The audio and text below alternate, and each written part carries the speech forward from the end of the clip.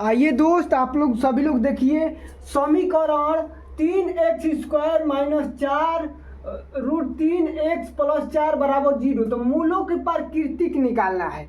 मूलों का प्राकृतिक कैसे निकालते हैं और इसी को विवेचक का सूत्र से भी बोलते हैं या विविध के सूत्र से भी बोलते हैं। आप लोग को जवाना नहीं, जैसे बोल देगा कि विवेचक का सूत्र एक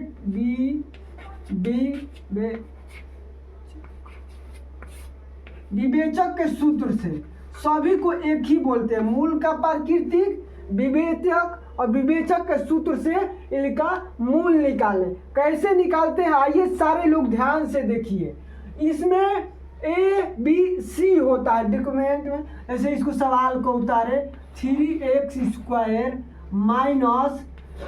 4 √3x + 4 = 0 दिया है। तो पहला पद x² का पद जो होता है वह 0 a का मान होता है।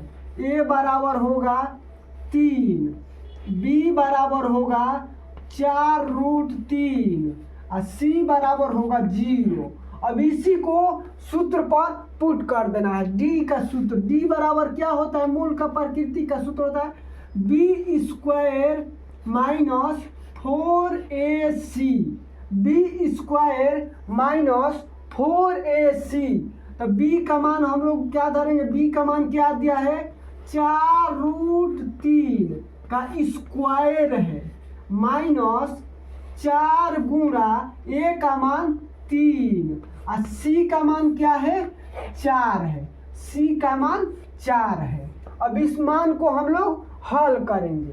देखिए 4 का स्क्वायर 16 होगा और √3 का स्क्वायर क्या होता है? 3 होता है।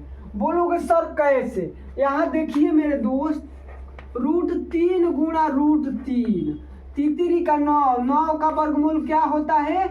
3 होता है। 9 का वर्गमूल 3 होता है, इसीलिए आप लोग डायरेक्ट यहाँ पर निकाल दिए।